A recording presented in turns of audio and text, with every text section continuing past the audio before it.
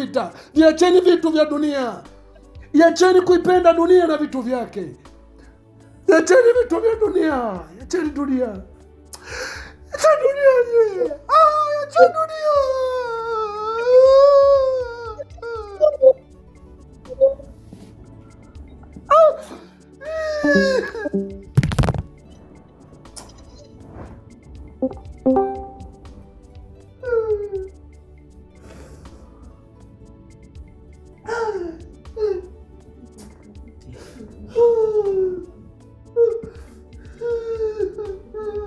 Nimefurahi sana nilipokuwa naona hapa.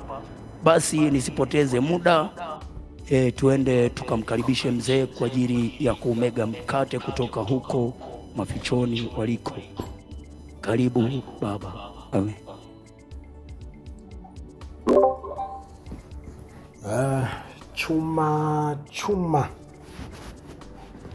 Chuma kweli kweli. Nondo kweli kweli. Lije lolote, hakuna kurudi nyuma. Anyway, ninaomba tuandike kipimo cha kwamba unamcha Mungu. Si Mungu atatenda nini kwenye maisha yako au kupitia wewe, bali ni wewe utatenda nini kwa watu ambao ndio Mungu. No. Kipimo cha kwamba unamcha Mungu au kipimo cha ambacho watu walitajwa kwamba walikuwa wachaji wa Mungu, walikuwa wacha Mungu. Hawakutajwa kwamba walikuwa wacha Mungu kwa sababu ya miujiza walioifanya ama miujiza aliyofanya Mungu kwenye maisha yao. Walitajwa kwamba wanamcha Mungu kwa sababu ya waliofanya wao kwa watu. Ndio. Ambako kwa mujibu wa Biblia watu ndio Mungu. Ukiwatendea vizuri watu wakikutendea vizuri, huyo ni Mungu. Amen. Narudia tena, kipimo cha kwamba unamcha Mungu, kipimo ambacho watu kwenye Biblia tunawasoma kwamba walimcha Mungu. Ndiyo. Si Mungu alitenda nini kwenye maisha yao. Ndiyo. Si Mungu alitenda muujiza gani kwenye maisha yao. Si Mungu alifanya nini muujiza gani kupitia maisha yao, bali ni wao walifanya nini kwa watu. Ndiyo. Iwe katika hali ya kufanikiwa kwao au kuaibika kwao, walifanya nini kwa watu. Ndiyo. Wakiwa katika hali ya kuheshimiwa, wakiwa katika hali ya kuaibika, walifanya nini kwa watu.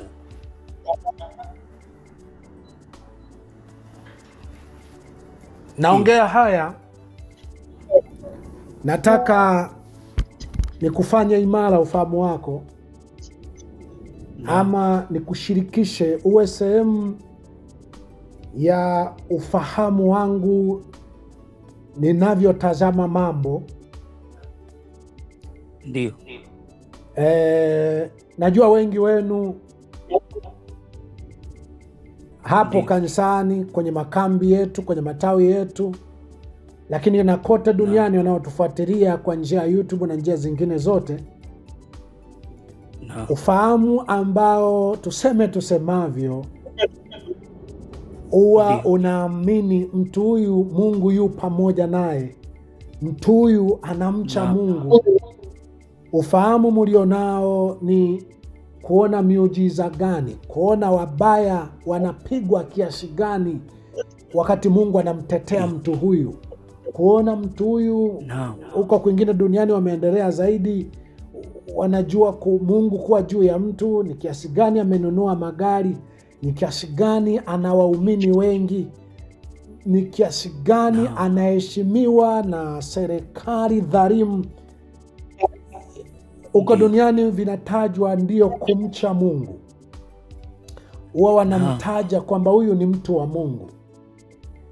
Lakini kwa mujibu wa Biblia, kumcha Mungu haikuwa nini kinafanyika kupitia maisha yako. Kumcha Mungu haikuwa Mungu anafanya nini kwenye maisha yako ambacho watu wanaona kwamba kweli huyu Mungu yuko juu yake. Watu walitajwa kwamba wanamcha Mungu kwa sababu ya yale walioyafanya kwa watu. Amen.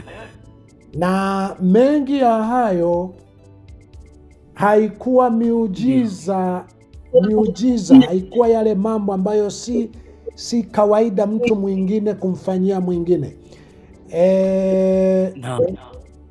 Kuna maeneo ambapo wanadamu wengi wanajichanganya. Ukiona mtu alifanya miujiza mahali fulani, unaona hata kama kweli kumcha Mungu ni kufanyia watu wengine mema, lakini walau na wewe ufanyepo tu miujiza hivi. Kabla siingia ndani, nikujulishe muujiza ulio mkubwa kabisa, unaosimamisha mbingu, unaosimamisha wanadamu, na mwanadamu wa aina yoyote ataogopa na kutetemeka. Atakuogopa wewe, atakuhofu wewe, atatetemeka kuonapo wewe. Muujiza mkubwa ni wewe kubadilika tabia kabisa na kuwa ni mtu ambaye hutegeki kwa fedha, hutegeki kwa tamaa zitwazo za wanawake au za wanaume,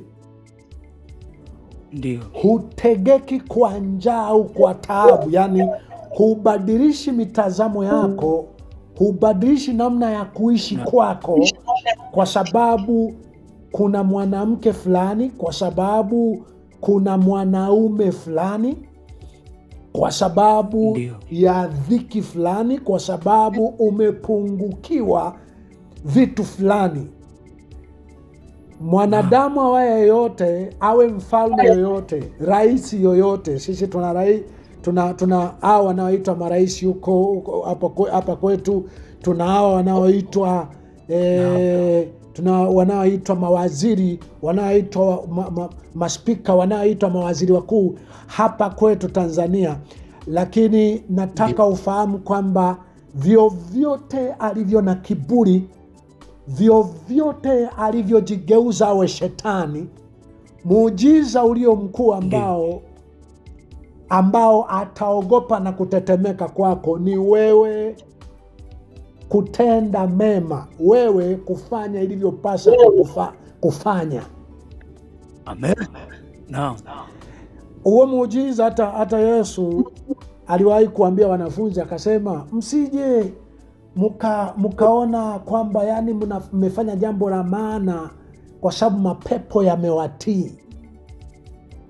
Ndio. Msije mkaona kwamba pengine mumepanda viwango kwa sababu wagonjwa wamepona, wafu wamefufuka. Ndio. Akasema mbinguni haijawahi kuwa furaha kwa sababu mfu duniani amefufuka au mapepo yametoka duniani. Akasema mbinguni ni furaha mwenye dhambi mmoja, mtu mmoja anayefanya mabaya akigeuka, akitubu, akifanya U-turn. Amen. Wakati wote akaanza kufanya mema. Ukisikia akitubu au ukasikia mwenye dhambi, maana yake mtu ambaye kuishi kwake kote anaishi kwa kufanya mabaya. Yani anaonaga kufanya mabaya ni kitu ambacho ni maisha yake na hawezi kukiacha, hana njia za kukiacha. Huyo ni mwenye dhambi, ni mmiliki wa dhambi. Lakini yule mtu ambaye anapotubu, neno kutubu, anayefanya U-turn na kuanza kuona kawaida ya maisha yake itakuwa ni kufanya sawa sawa, itakuwa ni kufanya vizuri. Biblia inasema mbinguni ndo inakuwaga furaha. Amen. Sasa nina hakika kama mbingu itafurahi, ujue na mtu huyu itamfurahisha. Naam. Mbingu ikifurahi juu ya mtu, ujue na watu wengine watakuja kufurahi kupitia mtu huyu. Kweli. Narudi tena kwenye sentensi hii. Tuseme tusemavyo. Ndio. Tuseme tusemavyo hata hapo kanisani kwa sehemu kubwa yani kujua Mungu yuko pamoja na sisi. Kujua Mungu yupo. Naam. Kujua huyu anampenda Mungu, anamcha Mungu. Mchungaji anampenda Mungu, mchungaji anamcha Mungu, mchungaji ni wa Mungu. Naam. Nyie ni penye oya penye amsha. Penye oya ni pale kabisa, mnaona kuna vitu kuna muujiza kule, kuna mapepo huku yanayosema, kuna watu wamejaa hapo kanisani, pengine tawala zinatushangilia, zinatusifia nje na hapa. Haruna amehubiri mengi sana hapo, lakini kuna neno moja Kweli. nimemwona ameongea kinyonge sana, nikawa namfananisha na shauku ya Anodi aliyokuwa ametaka sana nianze mapema kuhubiri. Hali ya Betha, nikawa nasema, namwambia mama yenu hapa kwamba Anodi shauku ya kutaka nianze mapema kuhubiri ni sawa na Betha. Yani moja vitu vinavyowaliza na kuwaumiza sana. Kwa mfano Anodi hapo anaona pengine nimejitolea maisha yangu mengi kuhakikisha nafanikisha vitu kadha, ikiwemo pengine hayo maji ya kuoga kuweka hita ya sola ya maji ya kuoga. Kunakuwa na kitu angetamani baba angekuwa anaona, aone tunavyokuwa tumekiweka, aone watoto tunavyofurahi tukioga maji ya namna kama hii. Betha kuna vita alinunua humo ndani, vikiwa njiani vinakuja, na alilenga mimi kwa sababu vinasaidia mguu wangu huu kuweka juu. Vinakuja tu, viko njiani, mimi nikawa sipo. Kwa kila atakapoviangalia viti hivyo, hasira inampanda. Ndio maana Betha sasa ninamwona hata wakati mwingine anakuwa hawezi kutulia sana hapo kanisani, kwa sababu karibu kila kitu kinamkela, kila kitu kinamvuruga. Alune kasema neno moja hapo la kinyonge sana, ambalo mimi nilitaka mungekuwa na jibu. Msibadili sentensi. Yani mtu akiwaambia mchungaji wenu ni mwoga, mchungaji wenu sio shujaa, usijibu huyo mtu, usimjibu kwa kusema niangalie mimi tu. Yani unaweza kusema pia niangalie mimi, kama mchungaji ni shujaa, ni mwoga sio shujaa, hebu angalia ujasiri nilio nao mimi, jua umetokana na yeye. Lakini jibu hilo zuri, huyo mtu mkabiri kwa mujibu wa maandiko, usibadilishe mada. Amen. Amesema pia kwa namna nyingine hapo kwamba hapana, watu wa kwenye Biblia walikimbia. Mtu asife kizembe wakati hajakamilisha kazi ya Mungu. Sasa mkazo wangu hapa ni kwamba usibadilishe kusema kwamba lakini sisi unatuonaje? Huyo mchungaji asiye shujaa, huyo mchungaji mwoga katufanya sisi tuwe mashujaa, katufanya sisi tuwe watakatifu. Hapana. Neno la Mungu litakuwa neno la Mungu kwa sababu ya majibu unayoweza kuwa nayo, majibu ya kwamba unaweza huyo mtu ukaanza naye, mchungaji sio shujaa, kwa wewe ni shujaa. Mchungaji sio shujaa. Kwa shujaa ni nani katika wahubiri unaowajua? Kwa sababu mimi hakuna sababu zozote za mtu kuniona sio shujaa. Wahubiri wote waliokimbia, hakuna anayeongea hivi ninavyoongea mimi. Kweli. Hakuna anayehubiri live kwa sura kama hii. Hakuna anayetoa klipu za kuweka mitazamo watu wawe kwenye mtazamo wa aina gani ndo neno la Mungu. Hakuna. Vinginevyo wala ambao wanaweza akawa ni njama pamoja na wenyewe wanaonekana ni kama wanawindwa, lakini wakati ni vihuni tu. Hapo ndo utakaona kako kanisani kanaonekana kenye ni kama kalikimbia. Lakini mimi naongea na kuongea. Usidhani kwa nini wengine hawaongei. Kuongea kama hivi kuna wafanya mashetani wakereke kweli kweli na wahangaike kweli na mtu huyu, kiasi kwamba mimi nimetafuta njia bora zaidi ya ukombozi, njia bora zaidi, kwamba hapa nikiongea hapa nazimwa na mabadiliko kabisa. Neno la Mungu, ukombozi kabisa wa nchi hii, neno la Mungu unaweza ukaja kuleta ukombozi huo. Lakini ikiwa tutasema tutazimwa dakika moja, watu wengi hawataelewa pa kupita. Afadhali tuwe pangoni, tuwe tunatuma ujumbe. Na mimi nilishakwambia kwamba sijajua, lakini kama tu kuna namna tu itaenda huku mbele, nitaongea kwa capital letter. Nitaongea kwa maneno yaliyo bolded, yani maneno yaliyokolezwa wino. Na kama mtu afahamu nguvu ya Mungu iliyo kwenye maneno peke yake yenye nia ya Mungu, Amen, basi utayajua. Lakini sasa mimi ninachosema,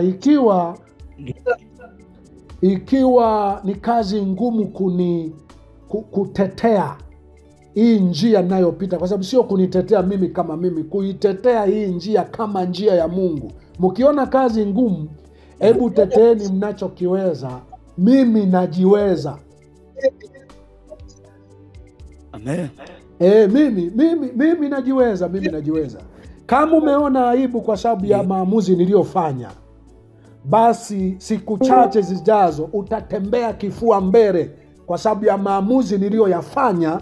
Lakini pia kwa namna ambavyo maamuzi hayo utagundua hesabu yake ilikuwa ni nini na nini ingetokea wapi. Amen. Vinginevyo, kama anaweza Mungu ameruhusu ni uwawe hapo, kwa kweli wengi wenu naona hamtakuwa na uwezo wa kutetea hii njia. Mtasema mchungaji alikimbia bado akauawa. Kwanza mimi sijawaambia nimekimbia kuuawa. Kuuawa kwenyewe ni dakika yoyote, ni wakati wowote, ni mahali popote, hasa kwa sababu pia ya namna hii ambayo wenyewe lengo lao ilikuwa potea, kaa kimya. Lakini bado mimi nasema kwa maneno dunia imeharibika, nchi imeharibika, na kwa maneno nchi inaweza ikaponywa. Amen.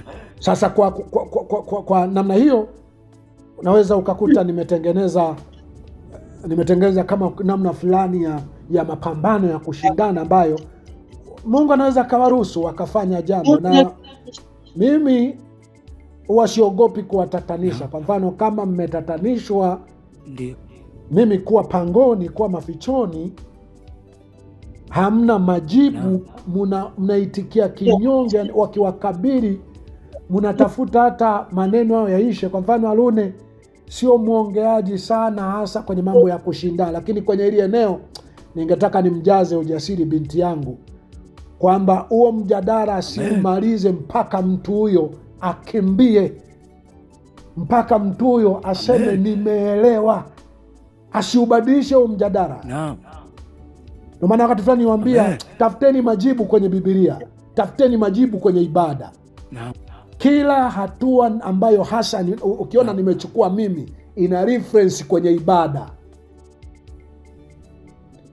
Ina namna ambavyo watu waliwahi kuchukua hatua kama hizo kwenye ibada. Wako ambao kuna matokeo chanya yalitokea mbele yao na ikaeleweka maana nzima ya kwa nini walichukua hatua zile za kujificha mwanzoni. Kuna ambao ni kweli walifia kwenye maficho hayo, lakini maana ya namna walivyobeba, walivyochukua hatua ile, kila watu walikuja kufahamu baadaye. Ukumbuke jambo jema na hatua sahihi. Hatua sahihi huwa haionekani sahihi ikiwa sahihi. Kwa hiyo ningependa sana muwe na moyo fulani wa ujasiri wa kumjibu kila waulizae kwa habari ya tumaini na hatua na imani na ibada tufanyazo, ikiwemo hatua zozote ambazo mchungaji amezichukua. Amen. Lakini nisiwape kazi ngumu. Niwaambie tu ya kwamba ikiwa ni kazi ngumu kutetea hatua hii ninayokuwa nimechukua, hebu jiririe wewe na nafsi yako. Hebu jitetee, pigana kwa namna wewe, linda imani yako kwa namna unayojua ni salama ama inawezekana. Hebu iache hii game, nijue vyovyote utakavyoshirikiana na mimi ama utakavyonijua. Hata kama kuna wakati utaniona sikumcha Mungu, utaishi maisha tofauti, ninakuhakikishia mimi nikiwa hai utatembea kifua mbele na kuitwa kwa jina langu na kulinga na kujivunia kwamba mchungaji kweli ni mtu mwenye hesabu za kimungu, ama ni mtu ambaye anaongozwa na Mungu kufanya hesabu. Moja ya hesabu yenye faida kubwa sana.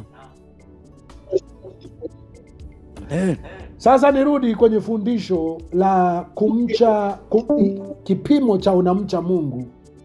Sio Mungu amefanya muujiza gani, sio wewe umefanya muujiza gani kwa jina la Mungu au kwa uwezo wa Mungu, sio mambo ulioyatamka, ulioyapigania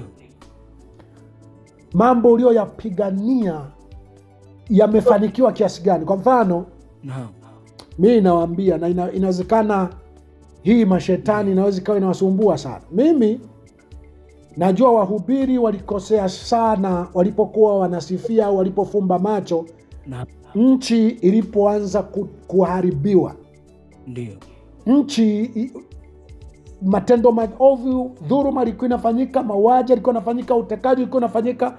Wahubiri walikuwa wanafanya kwa ila wakisema 2025 Mungu ndipo atafanya jambo. Mimi nikasema uovu unaposimama unatakiwa kuangushwa leo, kupingwa leo, sio kupongezwa kwa hila leo ukidhani mutapitia mifumo ya dunia kuangusha uovu.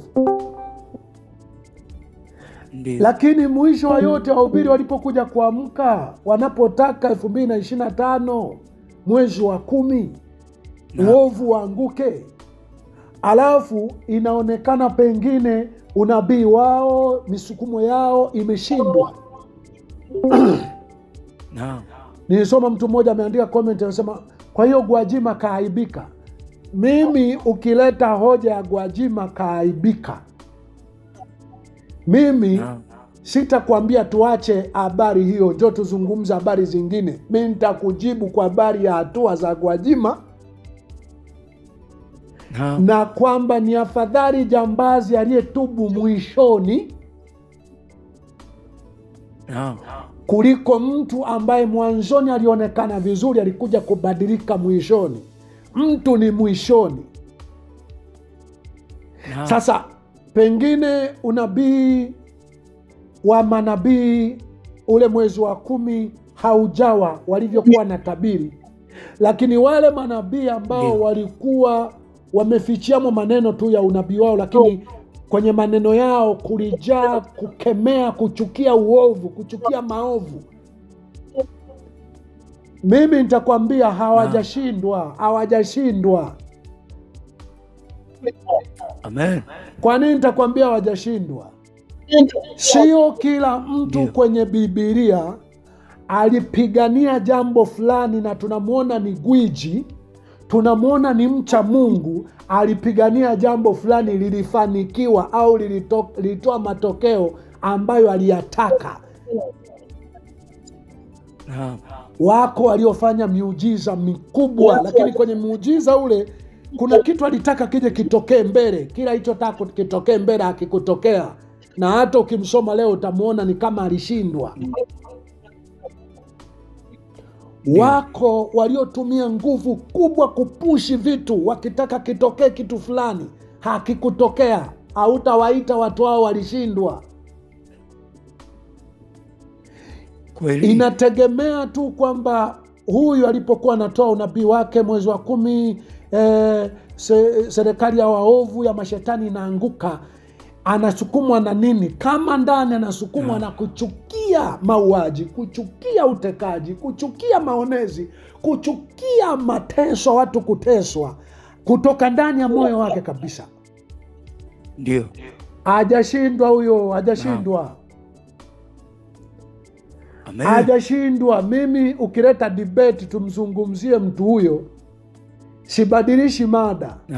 Nitanyoka na wewe, nitakuonyesha maandiko kadha wa kadha, alafu wewe ndo utabadilisha mada.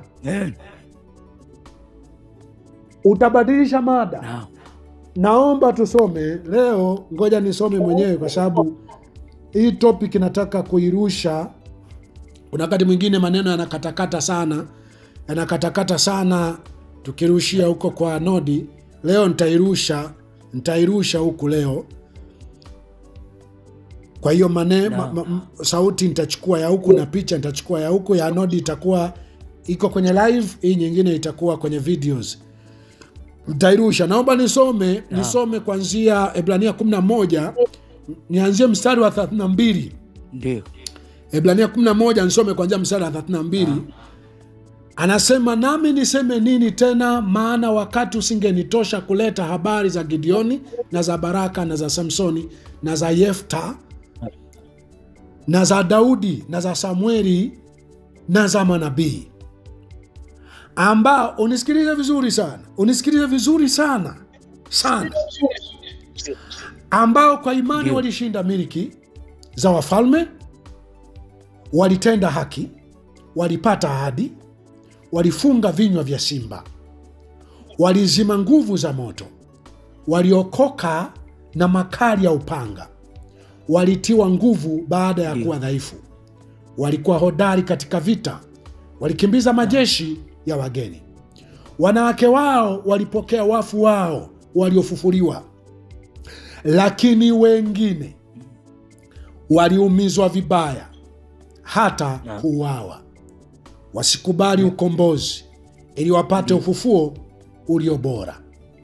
Wengine walijaribiwa kwa dhiaka na kwa mapigo na kwa mafungo na kwa kutiwa gerezani.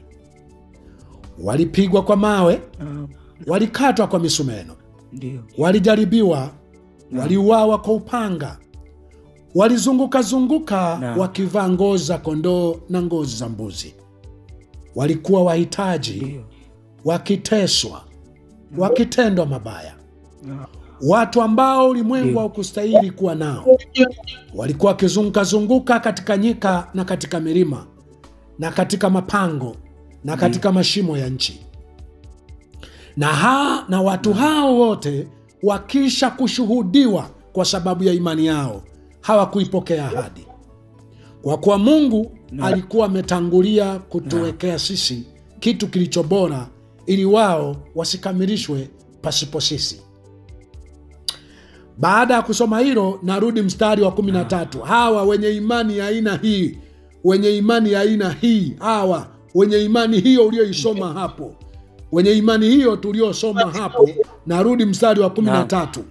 Sababu hata kama unaona mstari wa 13 huko nyuma, lakini umewazungumzia watu wa aina hii wote, na hata kama huamini basi hautawaona duniani, hawamo, na malengo waliokuwa nayo na vile walivyotaka vingetokea havikutokea kama ambavyo wangetaka. Mstari wa 13 imesema hivi, hawa wote wakafa katika imani, wasijazipokea zile ahadi, bali wakaziona tokea mbali na kuzishangilia na kukiri kwamba walikuwa wageni na wasafiri juu ya nchi. Maana hao wasemao maneno hayo waonyesha wazi kwamba wanatafuta nchi yao wenyewe, na kama wangalikumbuka nchi ile waliotoka, wangalipata nafasi ya kurejea. Lakini sasa waitamani nchi iliyo bora, yani ya mbinguni. Kwa hiyo Mungu haoni haya kuitwa Mungu wao, maana amewatengenezea mji. Kutoka hapo naomba tusome pamoja Ibrania 12 mstari wa kwanza. Some pamoja Ibrania 12 mstari wa kwanza. Uone ambacho kimeandikwa. Sisi watu ambao tutasimama nao ni kipimo cha imani yetu. Watu ambao ni kipimo cha imani yetu inavyotakiwa kuwa ni hao ambao walikufa hawajazifikia ahadi, walikufa hayajafanyika yale ambayo walijua yangefanyika. Niwaambia, Yesu alikuja kuokoa dunia yote. Yesu alikuja kuiokoa nchi, na watu wakasema ukombozi utatoka kwa Yesu. Ukombozi, Simoni alisema ukombozi, Mungu sasa niache niondoke kwa sababu ukombozi unaenda kutokea. Lakini Yesu aliondolewa mkuku, Yesu aliondolewa baru duniani. Ndio Siku za mwisho alipofufuka, alikuwa apiti barabarani. Yesu, niliwaambia hiyo neno. Yesu alipofufuka alikuwa apiti mjini. Alikuwa apiti mjini kwa sababu wanafunzi wanawindwa kwamba ameibiwa, na kwamba wakimwona popote mjini inabidi auawe ili maneno yale yaonekane kweli ameibiwa. Kwa hiyo lile lengo kabisa la Yesu kuokoa ulimwengu lile unalikubali, kwa sababu spiriti na nia ya Yesu kuokoa ipo mpaka leo. Yaani msingi ule aliyoweka Yesu, hata asipokuwepo kuna watu watainuka na moyo na nia ile ile ya kwamba inawezekana dunia yote pasiwe na dhuluma, pasiwe na maonezi. Ndio maana Yesu inaonekana ni mwokozi wa ulimwengu. Ndio maana yake alipandikiza spirit, alipandikiza aina ya maisha, alipandikiza mfumo wa maisha ambao automatically wako watu wanaosema kama Yesu alifikia hapa, hata kama hakufikia kile ambacho alikuwa amekitamani, hebu na mimi nipige mbio walau nifike hili eneo. Na katika kufika hilo eneo inawezekana kabisa utakuja kufahamu Yesu ni mwokozi wa ulimwengu, kwa sababu msingi anaokuwa ameuweka ndio utakao uokoa ulimwengu. Sasa nikusomee katika Ibrania sura ya kwanza sura ya 12 mstari wa kwanza. Basi na sisi pia, kwa kuwa tunazungukwa na wingu kubwa la mashahidi namna hii, na tuweke kando kila mzigo wa dhambi ile ituzingayo kwa upesi, na tupige mbio kwa saburi katika yale mashindano yaliyowekwa mbele yetu. Kwa nini? Tukimtazama Yesu mwenye kuianzisha na mwenye kuitimiza imani yetu, ambaye kwa ajili ya furaha iliyokuwa imewekwa mbele yake aliustahimili msalaba na kuidharau aibu. Sio alikwepa aibu, sio aibu hakuipitia. Aliustahimili msalaba, aliyastahimili mateso, alafu alidharau aibu, aliangalia aibu na kusema we aibu, mimi sikuangalii wewe, mimi naangalia nililopaswa kufanya, kwamba wakati wa aibu, kwamba wakati wa mateso napaswa kufanya nini? Ninaangalia mbele, mimi naangalia mbele nilopaswa kufanya. Tukimwangalia sana Yesu, tukimwangalia sana, naye ameketi mkono wa kuume wa kiti cha enzi cha Mungu. Maana mtafakarini sana yeye, mstari wa 3, mtafakarini sana yeye aliyestahimili mapingamizi makuu namna hii ya watendao dhambi, ya watendao dhambi juu ya nafsi zao, msije mkachoka mkazimia mioyoni mwenu, msije mkachoka mkazimia mioyoni mwenu. Sio kwamba nyie mtamcha Mungu, sio kwamba nyie mtamcha Mungu, nyie amtapitia aibu, nyie kila mtakachokuwa mnapiga, kila mtakachokuwa mnakikabili, kila mtakachokuwa mnapigania kitakuwa kinafanikiwa. Hapana. Mtazameni Yesu aliyeyastahimili mapingamizi makuu namna ile ya juu ya wanadamu watendao maasi, watendao mabaya. Mtazameni sana huyo. Mtazameni sana huyo. Mtazameni sana huyo. Sasa Yesu naye hakuwa na Mungu. Yesu naye hakuwa shujaa. Yesu naye alikuwa muoga. Nimekwambia Yesu kabla na hasa baada ya kufufuka hakukatisha tena barabarani, hakufanya tena mkutano. Yesu hakufanya tena mkutano. Ilikuwa anapeperuka tu kama mchawi, anatoka eneo moja anaenda eneo lingine, anapitia ukutani, hapitia hata mlangoni. Utasema Yesu alikuwa mwenye uwezo mkubwa. Alijua wale jamaa watashinda, wanarusha mawe na kupiga risasi. Wakimwona tu hapa amepiga risasi, huyo hapa amepiga mawe. Yesu naye utamuita alikuwa muoga. Yesu naye utamuita hakuwa shujaa. Po shujaa jogwe ni wewe, shujaa po ni wewe. Wakati mtu mwingine usibadilishe mada, msibadilishe mada. Mchungaji wenu sio shujaa, wewe ndio shujaa. Wewe ndio shujaa. Mchungaji wako aliyejaa laana tumboni, kitambi cha laana ya sadaka, wewe mchungaji wako ndio shujaa yule. Mchungaji haya anayoyafanya akiwa mafichoni, haya yote haya uoni, huo ni ushujaa. Anayosema uoni ni ushujaa. Yaliyompata watoto wake waliouawa, uoni, huo ni ushujaa. Yaani wewe ushujaa raha yako ilikuwa mchungaji afe tu, auawe tu mapema hivi, ndio ungemsema huyu shujaa kweli. Hapo ndio ungetukana kweli. Huyo mtu mnyokee huyo. Mwambie mchungaji angekufa wewe wakati ungemwambia mjinga sana, hakuwa na hekima. Kweli? Hakuwa na hekima. Biblia inasema mpumbavu huiona, mwenye hekima huiona hatari akakimbia, lakini mpumbavu huiona hatari na kuiendea. Utamuita mchungaji mpumbavu?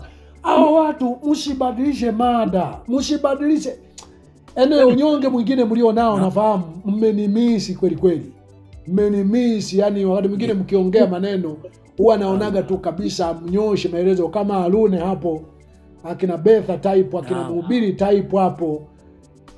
Yani kuna watu mmenikumbuka, lakini naishi mna tofauti ya viwango vya kukumbuka, vya kunipenda. Hivyo viwango mmetofautiana hivyo viwango. Kwa hiyo kuna watu ndio maana mwisho wa siku wanajikuta yani wasingetaka baba yao azungumzwe kabisa. Hapana, wewe unavyomzungumza Paulo aliyekimbia, unavyomzungumza Yesu ambaye alikimbia, waacha watu hao wanamsema Mbarikiwa aliyekimbia, ila wewe mtetee sasa. Mtetee. Sio mtetee mbarikiwa, tetea maamuzi na njia ya mbarikiwa inavyofanana na njia ya watu wa kwenye Biblia. Amen. Fundisho langu likoje? Fundisho langu ni kwamba kipimo cha unamcha Mungu, Naam. sio muujiza gani utafanyika, utafanywa kupitia maisha yako, au Mungu atafanya atafanya kwenye maisha yako. Ndio. Sio pongezi gani unapewa, Naam. sio unaheshimiwa na watu wangapi, pengine walikanisa la watu. Mimi naambia kabisa, mimi idadi yenu hapo kanisani, idadi yenu hapo hainisumbui hata kidogo. Kuna wakati tunaangalia na picha, kwa mfano kama umeona clip fulani ile tuliorusha ile ya Mbarikiwa alivyomwonya Doto Biteko, ile ilikuwa ibada ya usiku, si jioni. Unaona ni kama palikuwa na kundi fulani, utafikiri kongamano hivi. Ndio. Ni kama palikuwa na kakundi fulani kakubwa, ni ibada ya jioni, siku ya kawaida kabisa. Sasa hivi ni kama mmepungua na mmebaki wanyonge wachache hivi. Mimi nikwambie, utanyong'onyea wewe, utachoka wewe. Mimi ninacho focus, kama utaijua hii njia ni njia ya haki na ya Mungu, utasimamaje? Utaendeleaje? Mimi niwepo, mimi nisiwepo. Naam. Mimi nimekwambia hivi, uwe na uhakika, uwe na uhakika. Mimi uwe na uhakika. Choka wewe, kajiunge kwa Mwamposa, kajiunge kwa Joe David, kajiunge kwa Kuhani Musa. Choka wewe, anza kunywa pombe, anza kuzini ovyo, jiunge kwa wauaji. Mimi ukiendelea kuishi, utatembea kifua mbele kupitia maisha yangu. Yaani ukiendelea kuishi, mimi nikaendelea kuishi, utatembea kifua mbele kupitia maisha yangu. Yaani utapita mahali huku na kule, utatafuta picha zozote ulizowahi kuonekana pamoja na mimi, utasema mimi niko na huyu. Ila mimi nikikuona akili zako hazikuwa sawa, nitakukataa. Naam. Nikiona baadaye ulikuja kuchukua hatua fulani za hovyo, ama hapa una dema, kuna kitu fulani ambacho muwe makini na muwe mnajua saa mnayo dhani na msio dhani. Nitakuwa na monitor hapa. Muwe makini. Ninaongelea kumcha Mungu, na sajua hapa muda utakavyokaa na hali yangu itakavyokaa, lakini ndio napenda sana. Kuna njia mbili za kwamba unamcha Mungu. Njia ya kwanza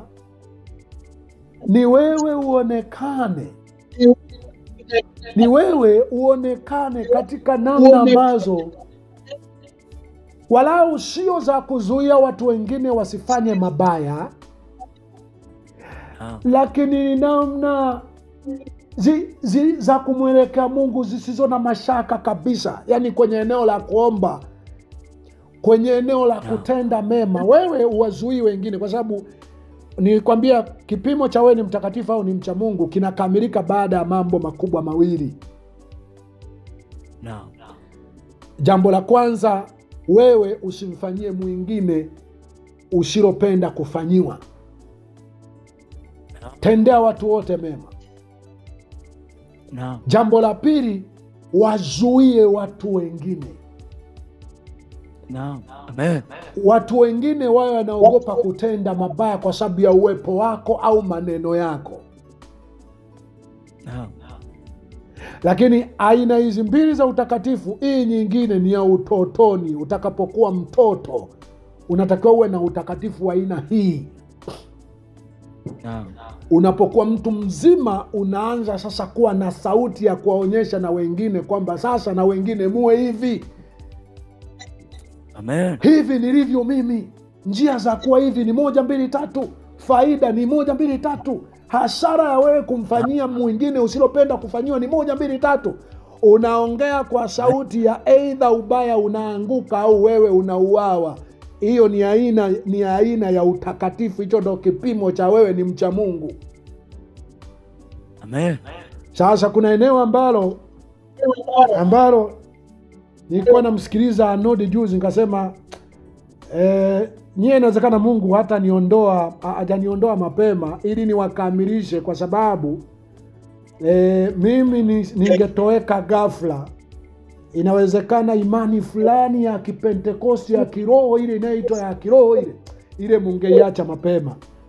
Nikana mama alimuuliza Arnold, anasema kwamba mimi maombi nilisema siku ya Jumapili tu ndio ambayo mubadilishe ratiba. Sio lazima mwe mnafika saa 7.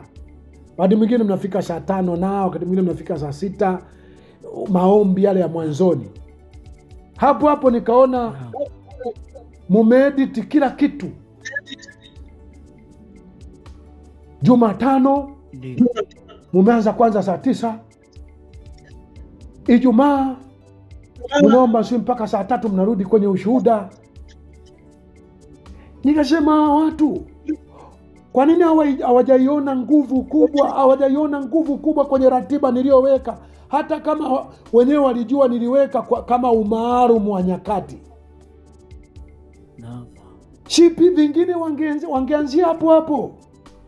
Hivi kila watakaposhauriwa wakaambiwa baba ameagiza kwamba Jumapili ibada isiwepo, nende mkalale nyumbani.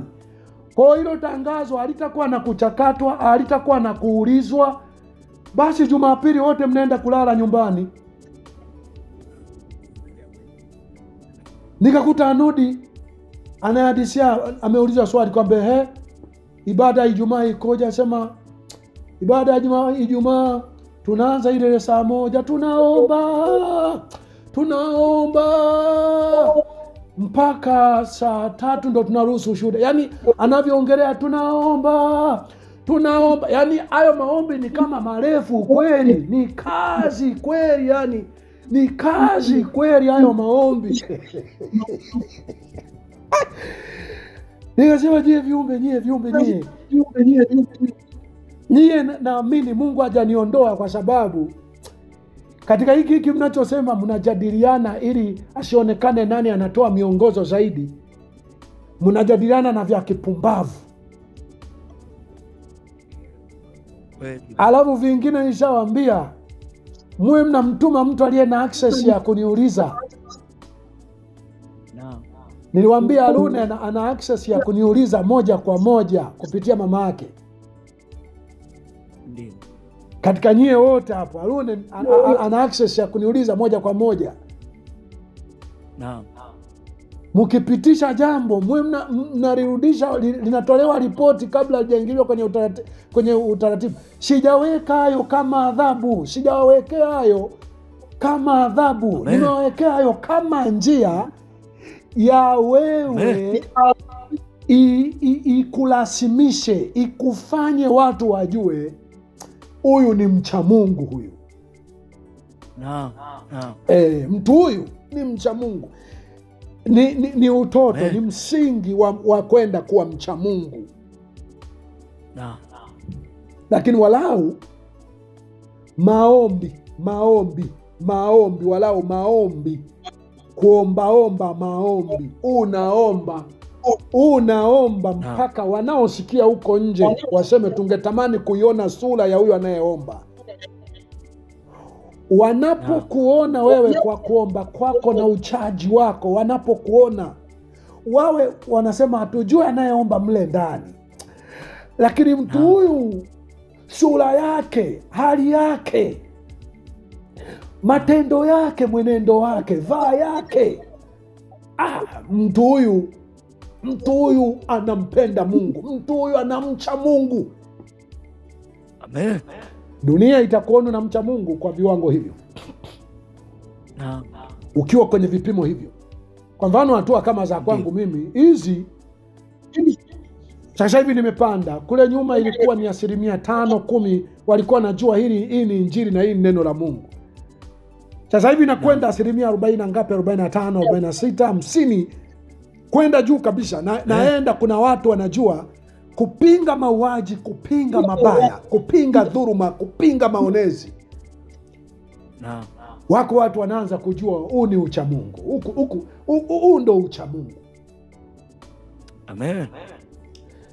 Na sijui, lakini nataka tufahamu, ikiwa Mungu anapenda, mimi tu nibaki salama. 90-95 ya watu 198, hata kama hawatamfuata Mungu, hawatamkiri, hawatamcha Mungu yule ni mhubiri naye mhubiri, watanikiri, watakiri kwamba hakika huyu ni mtu wa Mungu. Amen. Watakiri. Ni levo nyingine, ni levo ya juu sana ya ucha Mungu, ambayo namna zote za mapokeo ya Upentekosti, Ukristo, hiyo levo haijahubiriwa kwamba unakamilika kuwa ni mcha Mungu. Kwa hatua ya kwanza, wewe zijue mbinu za wewe kutofanya mabaya na kutenda mema. Mpende Bwana Mungu wako kwa moyo wako wote, kwa akili yako yote, kwa nguvu zako zote, na jirani yako kama nafsi yako. Yaani tenda mema kwa muda wako wote, kwa nguvu zako zote, kwa akili yako yote, kwa uwezo wako wote. Na mtu mwingine mtendee lile ambalo ungependa wewe kutendewa. Hiyo ni hatua, ni msingi. Kwa utakatifu huo unaweza kumwona Mungu, kwa utakatifu huo duniani na hata baada ya maisha haya. Amen. Lakini utakatifu wa pili ukisha qualify kwenye hilo eneo la kwanza, utakatifu kabisa kabisa, sasa kukamilisha, ambao ukiutendea haki, basi itatimia lile andiko lililoko kwenye Mathayo 5:48 linalosema, basi ninyi mtakuwa wakamilifu kwa kuwa Baba yenu ni mkamilifu. Amen.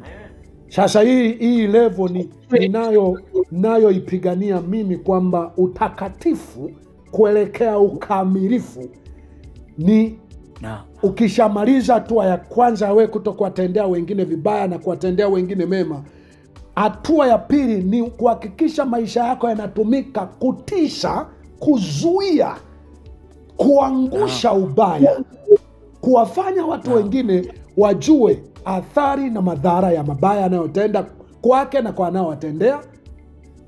Asijue njia, hatapenda, kwa sababu atajua unamwingiza hasara. Lakini utaongea mpaka atajua kwamba kweli ubaya ulikuwa na madhara, ama atakuua utazipokea zile ahadi. Wananchi, ndio mimi naomba niwaone katika njia, hasa tuzungumze. Nyie wengi wenu bado wapenda vizuri, wapenda kulala mjini, wapenda kulala pazuri, wapenda kuwa nishasema nyie wengi mnataka kuzeeka. Kwa hiyo endeleeni kukua mzeeka. Adonayo, si unalala baba, ingawa nimekuona ni kwenye YouTube baadaye kidogo. Nyie wengi wenu mtazeeka nyie. Wengi wenu mtazeeka kwa sababu unapenda kulala ulipopazoea. Unapenda kula ambacho ungetaka kula. Tunapokuwa humu mashimoni, leo nilikuwa najiangalia mahali fulani, na kutakale kamwili kale ambao kalikuwa naonekana kametuna akapo, kwa najiangalia kutakapo kale kamwili, alafu nikikuvunja moyo mwingine hapo, nikuvunje moyo tu. Huku sifungi sana kama nilivyokuwa nafunga hapo, sifungi sana huku tu. Tuna maeneo mengi ambapo huwa vinapigwa fulani hivi. Alafu kuna siku huku ni kama huwa nalala kuliko hapo ambavyo unaona kifo kipo nje. Huku kuna siku ni kama huwa nalala. Lakini kamwili ni kama kametatizika. Sababu za kamwili kutatizika, pamoja na kwamba nafsi haijaridhika, lakini pia tu vyakula tunatokula wakati mwingi sana tunakula kwa kutubahatisha, na unakuwa tu hautuelewi, yani nakuta tu unapakiamo kwa sababu kesho hujui safari itakuwaje, kwa unawekamo chochote. Sasa ninachojua ni kwamba nyie wengi hii level hii amuiwezi hii level yangu amuiwezi.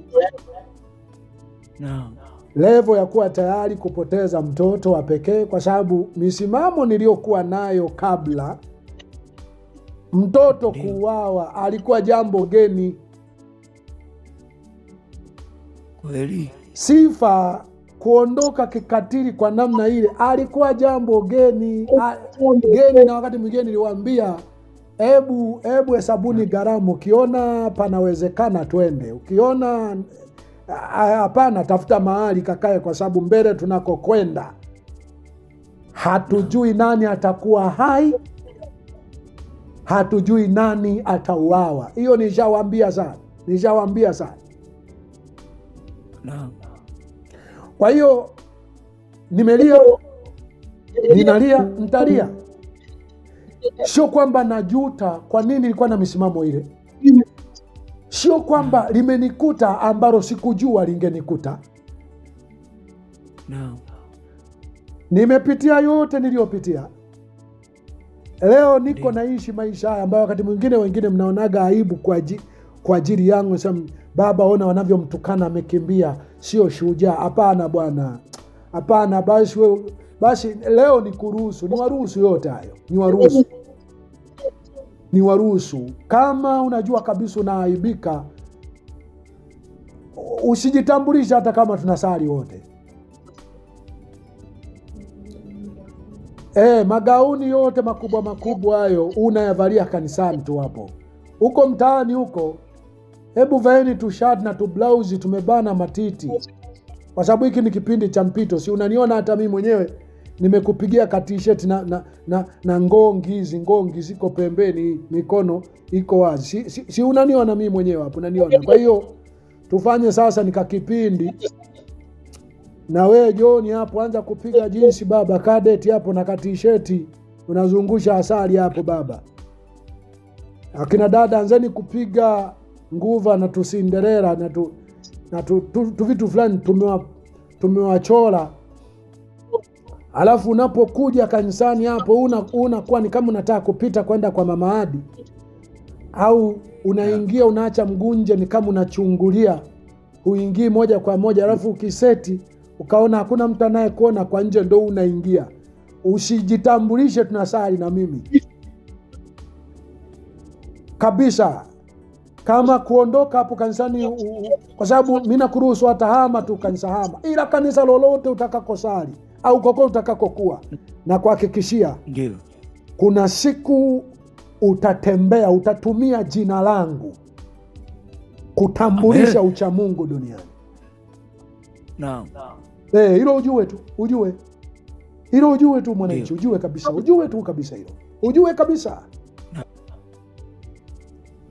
Hizi ni level za uchamungu kwa wale ambao waliqualify hatua za mwanzo za kugusa maisha ya watu, kutenda mema kwa watu, anakuwa hana hatia popote anapokuwepo. Humu kwenye maeneo mengi tulimopita humu, tumeshawishiwa njia nyingi sana haramu, zikionyesha zinaweza zikaponya. Baadhi ya watu wamenishangaa sana nikiwa nawaambia hapana, mimi kama nikufa na nife, lakini hii njia sitaishiriki. Huyu mtu anaonekana ndiye aliyebaki wa kukokoa peke yake, anakupeleka kwenye njia fulani ya kubadili kitu fulani. Naambia hapana.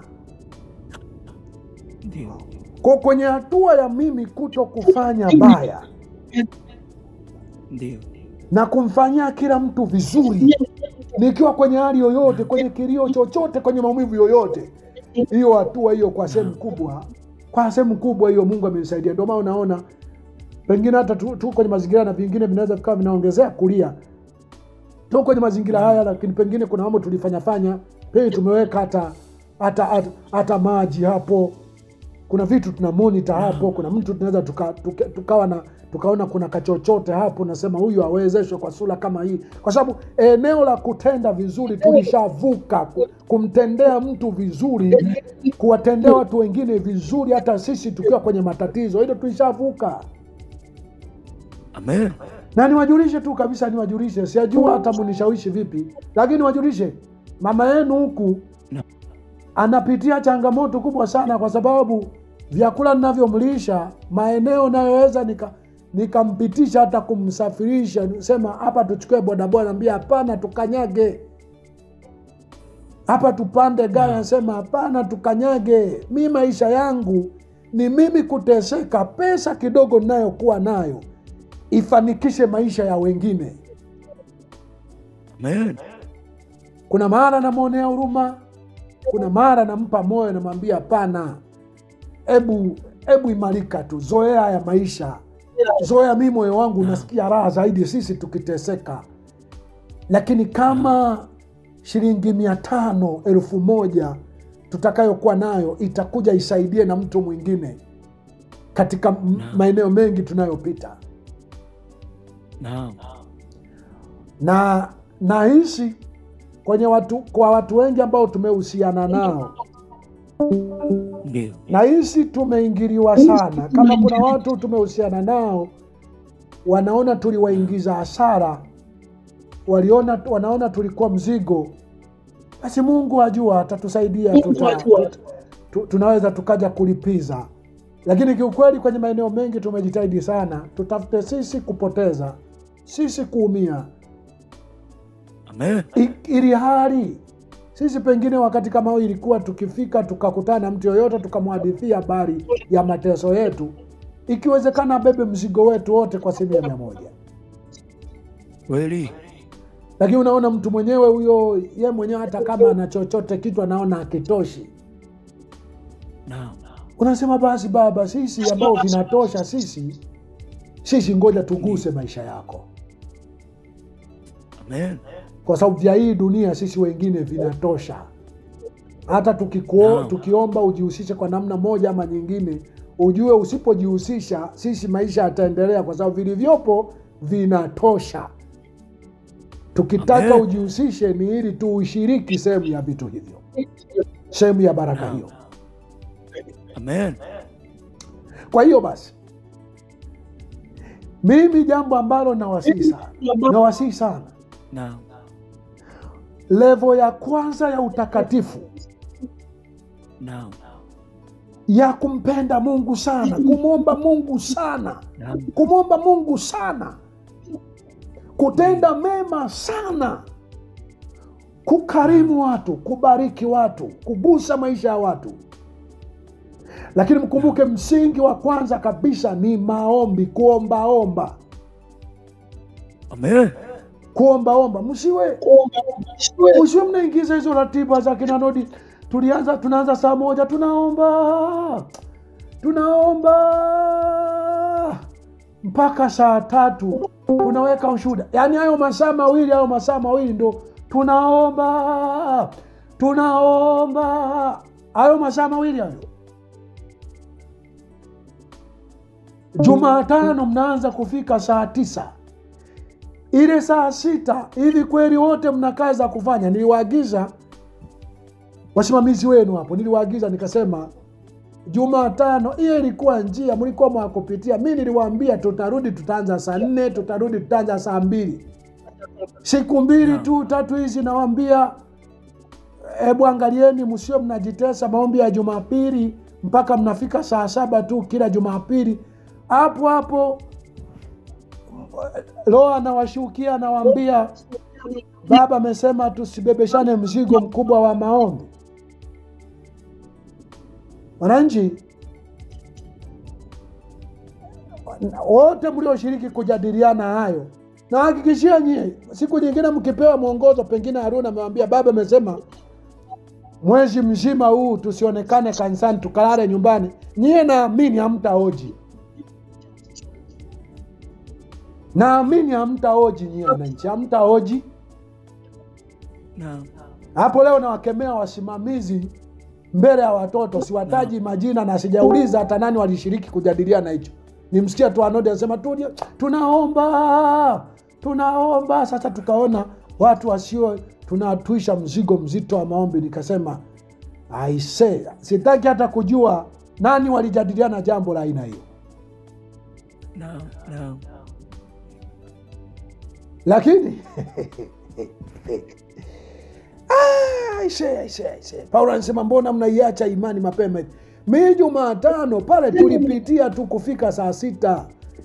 Nia ilikuwa tuanze kufika saa 4, saa 2. Ndivyo walivyofunga waliosema wamefunga na kuomba kanisani. Amen.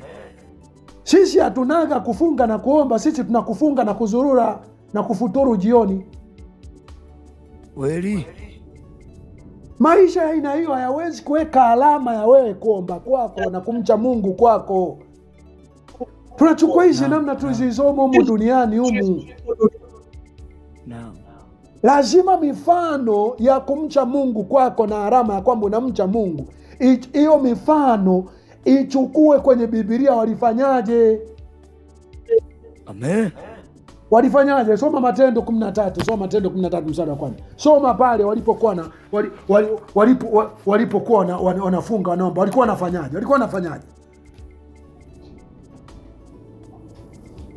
Sisi tutasema tunafunga Jumanne na Ijumaa. Mbona mnashinda mnazurura tu barabarani unasubiri saa 12 ya kufuturu? Kweli. Tuweke na kasiku kamoja ka Jumatano wako, kwa sababu hiyo siku wengi hawaendi makazini, wanakuepo tu nyumbani na nzurua wanasubiri ibada. Ndio nisema kasubirigi ibada ukiwa kanisani mwandeko wewe. Amen. Sasa hiyo kasubiri ibada ukiwa kanisani, na kuna watu wako hapo kanisani muda wote, na wenyewe wanataka tu wawe wamelala mpaka saa 9. Amna, nyie ni dhabihu, nyie ni akina Samueli, nyie ni dhabihu. Amen. Wala siku 2 kwa wiki, Jumapili na Jumatano hiyo. Nadhani nyie ndio ambao mlioko hapo kanisani kwa muda mwingi, nyie ndio ambao mliona kuanzia saa 6 mpaka saa 10 maombi mfululizo. Mliona ni mzigo, mkaona tunaomba we. Sasa tuanzage tu saa 9 ile.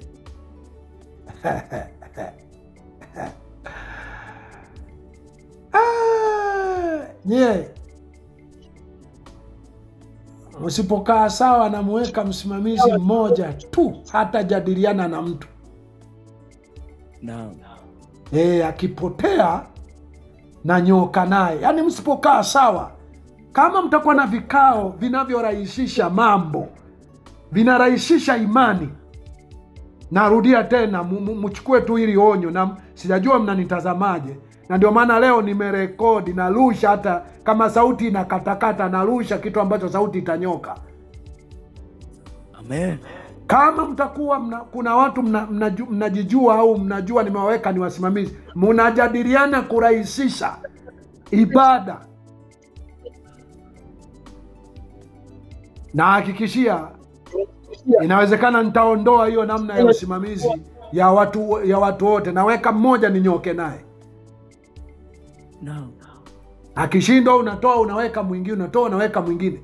Mimi sitaki mwe mnafanya kitu ambacho nimewaagiza mwe mnafanya. Nataka mwe mnafanya kitu mnachojua nilipoagiza kilikuwa na faida gani, kilikuwa kinawapeleka mwe wapi.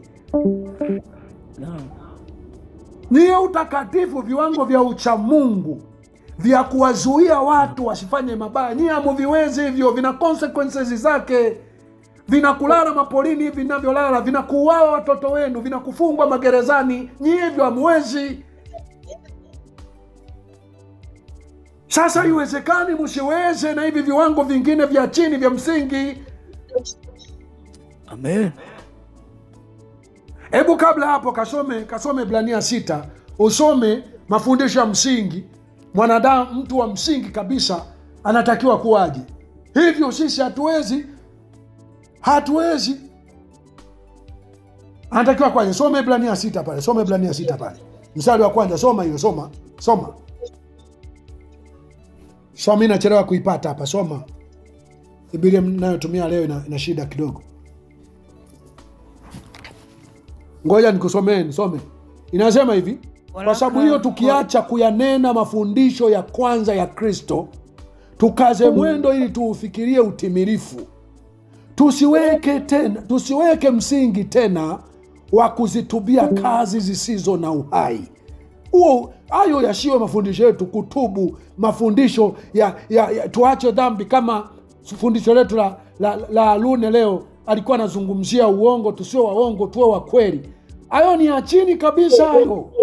Hayakuwa tu tunayaongea sisi tunaovaa manguo mazito mazito hata kwenye joto, tunavaa mabuti hata kwenye joto. Kwa miaka mingi tumekuwa tumesimamiana kwenye haki na utakatifu. Paulo anasema tusiweke misingi tena wa kuzitubia kazi zisizo na uhai na wakuwa na imani kwa Mungu. Yani mafundisho sisi yasiwepo yale, jamani tuwe na imani kwa Mungu, tumwamini Mungu, tuamini Mungu yuko. Sisi hayo asingekuwa mafundisho yetu hayo. Hayo ni ya chini kabisa. Sasa na ya chini nayo haamumo. Wananchi, kumcha Mungu nyie mnafikiri ni kundi kubwa la misukure? Hamna, pukutikeni tu. Tafuteni tu makanisa mengine mkasari. Ukiniona naongea hapa kwa hasira hapa, kuna vitu vingine mimi napenda nitoe agizo, ikiwezekana nikuona umeenda mara 2. Amen. Lakini sio natoa maagizo kana kwamba nimekutwisha mzigo mzito umenibebea mimi. Hapana. Amen. Hapana. Umebeba ni furushi ambalo lina vitu utakavyovihitaji wewe. Amen. Kama hujui, hebu lifungue hilo furushi, ona vilivyomo humo ndani, utaona ni viatu vya kubadilisha wewe. Naam. Utaona ni maji ya kunywa wewe. Kweli. Utaona ni zana za kukusaidia wewe kuvuka mahali. Mimi sikubebeshi mzigo wote kwa ajili yangu.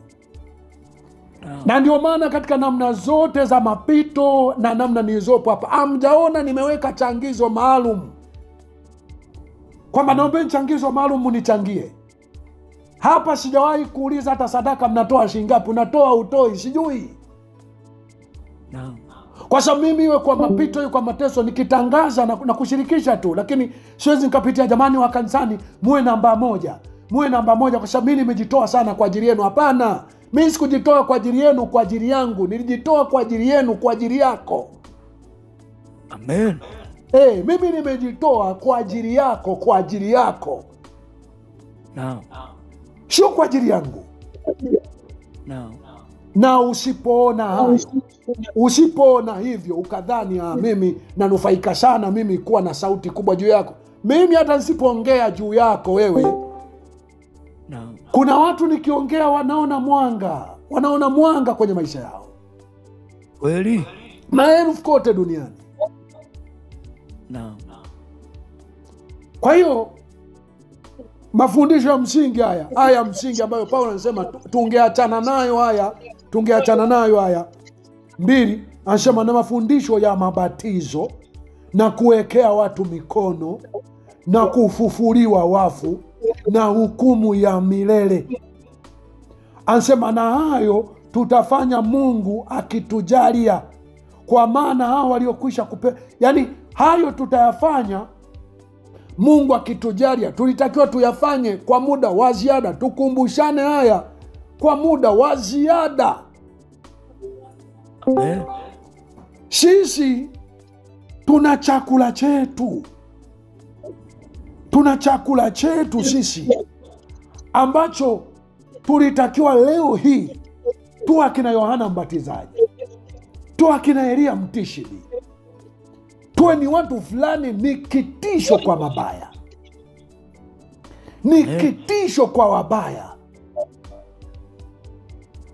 Tusione raha yoyote, tusione ibada kunoga kwa namna yoyote. Watu wanatafuta ndugu zao wameuawa. Watu ndugu zao wameuawa. Mimi nikwambia kwa mfano, wewe ukiyaona mambo yananoga, hayo mengine yamepita. Na kuhakikishia wewe linakujia sio muda mrefu. Hapo utajua kifo hakipiti. Linakujia kaka mkubwa, linakujia. Naomba uelewe tu, linakujia. Wabaya wanaacha kufanya ubaya wakidhibitiwa. Amen. Wabaya wakifanya ubaya wakawazoesha mkubali kwa mbaya ndo maisha, wataendelea kufanya. Kweli. Mimi nawahakikishia hawa jamaa. Ndio maana naona kwenye hotuba zao zote watu wanasikitika tu kwa mbali. Wenyewe wanachosikitika ni miundombinu. Manake thamani ya mtu imeondoka kabisa. Ndio maana unaona wanaongea maridhiano lakini wanateka watu. Kweli. Wanaongea maridhiano lakini vifo vyenye utata unaviona. Ingia Facebook. Nyie vifo vya mahospitalini mnajua ni Mungu amepanga.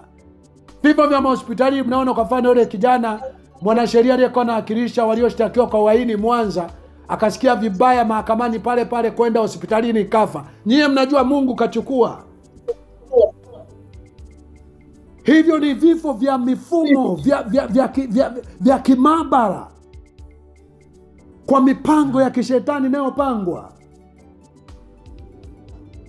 Sasa wewe yakubali hayo, yakubali, sema habari za vifo vya watu vimepita, hivyo vimepita. Hebu sisi tuendelee na kumcha Mungu. Na kumcha Mungu kwenyewe hujui, mwananchi, hujui kumcha Mungu. Kweli. Kwa sababu hata msingi wa imani ya kumcha Mungu, msingi haumo. Umeisoma hiyo Ibrania, umeiona hapo. Huo ndo msingi wa kumcha Mungu, huo ndo msingi. Yaani kufufua wafu, kuweka mikono juu ya wagonjwa, ubatizo, kuwa na imani kwa Mungu, kutubu dhambi, kutotenda dhambi. Hayo ni mambo ya chini ya msingi ambayo hatupaswi sisi tulioimarika tuwe tunahubiriana hayo. Sisi tunatakiwa tuhubiriane namna gani tunatokaje, tutaongeaje, tudhibiti maovu, tudhibiti mabaya, tuwe kitisho kwa ubaya. Sasa hili wala nisikuchanganya, amuliwezi leo wala kesho, lina consequences zake.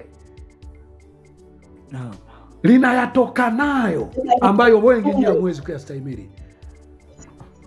Mimi nakwambia tu kwa maisha nilioishi mimi, chocho nilizoishi, wengi wenu hapo ungetubu mapema tu, ungesema jamani, naombeni tu nitokee, nisiseme tena naomba niunge mkono juhudi, niwe upande wenu. Wewe haya tu niliopitia sasa hivi hapa, sasa hivi kulala kwangu, hatari zinazonikabili, kusafiri, kula, wewe usingeweza kustahimili. Na kuhakikishia kama hujui kwamba Mbarikiwa sio shujaa, na kuhakikishia wewe kuishi hivi ninavyoishi hapa usingeweza. Tuna kitanda hapo, tuna maji ya moto hapo, tuna ofisi hapo, tuna viti fulani vinabembea hapo, tuna vitu hapo, tuna vyakula hapo mbele, tuna vyakula, tunakula vyote hivyo huvikuti. Zaidi ya yote una mambo maovu ulitendewa, mtoto wako aliuawa, mke yuko katika namna nyingi, mnamjua mama yenu, na wakati mwingine mikono yote inamuuma, kuna kata lazimika kupika hivyo. Kuna maeneo mengi, mimi namfulia nguo, mimi nafua nguo, ndo naye mfulia nguo, kwa sababu mikono yake haishiki. Kwa wakati mwingi anajitahidi, ikiwa 1 2 utamwona mfua, zikizidi 2 3 4 mimi nafua. Ni maisha ambayo si tuna mashine ya kufua hapo, LG original kabisa. Vitu ambavyo vyote hivi ungevikumbuka hivi wewe. Ungepiga magoti kwa bahari wewe, ungepiga magoti kwa bahari. Kweli. Sasa hizo levo hamjafika nyie wananchi. Na Hamjafika hizo levo nyie wananchi, hamjafika hizo levo. Hamjafika hizo levo. Na ikiwa hujafika hiyo levo, hii nyingine ya chini, fanya kila namna uone ukombozi, uone utakatifu, uone uchamungu kwenye hiyo levo ya chini hiyo. Soma hiyo Matendo, soma hiyo Matendo. Matendo 3, Matendo 3. Matendo 13 ile. Nisema Matendo 13 ile, Matendo 13 ile. Biblia zangu leo hapa zinachelewa sana kufunguka. Cha nisome hii hard copy. Some hard copy hapa. Matendo. Soma 13. Matendo ya Mitume sura ya 13 kuanzia mstari wa kwanza nasema.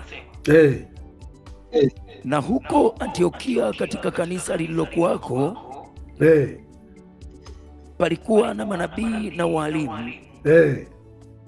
Nao ni Barnaba na Simeoni aitwaye Nigeri, na Lukio Mkirene na Manaeli aliyekuwa ndugu wa kunyonya wa mfalme Herode, na Sauli. Basi hawa walipokuwa, hebu nikupokee sauti huko, haifiki mimi, haifiki huku nako rekodi 2. Basi hawa walipokuwa wakimfanyia Bwana ibada na kufunga, Roho Mtakatifu akasema, nitengeeni Barnaba na Sauli kwa kazi ile niliyowaitia. Hebu piga hesabu John hapo, John. Unafikiri walipokuwa namfanyia Bwana ibada na kufunga walikuwa kuuza asali? Walikuwa kuuza vinanda? Hapana. Bwana akasema kule Joni, nitengeeni Harune na Guro kwa kazi niliyowaitia. Alisema wakati wako kuzungusha asali? Alisema wakati wako kushona? Hapana. Alisema wakati wako kuuza bucha ya nguruwe, wako kulisha manguruwe kwa Majaliwa kule? Ndo alivyosema, alisema hivyo. Akatoka Majaliwa kule chini, akatoka Majaliwa kwenda kumtafuta Harune kwenye mitumba au nyumbani kwake.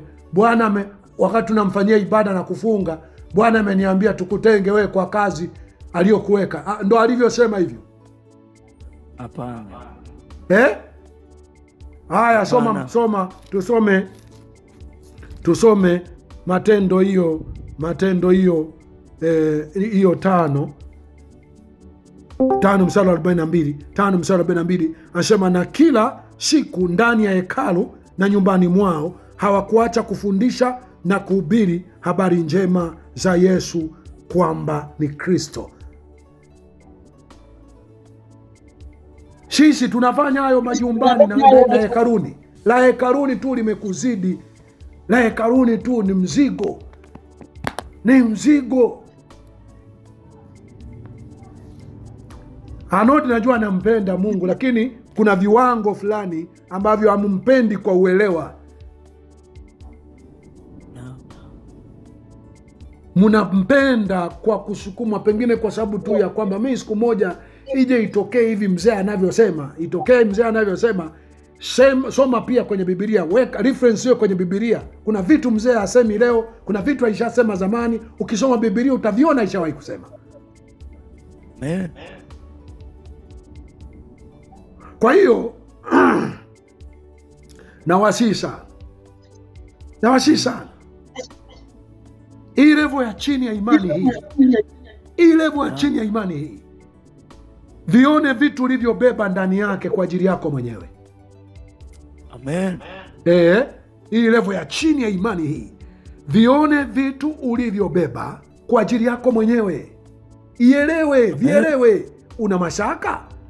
Fungua, hebu funga hata siku 3, siku 5.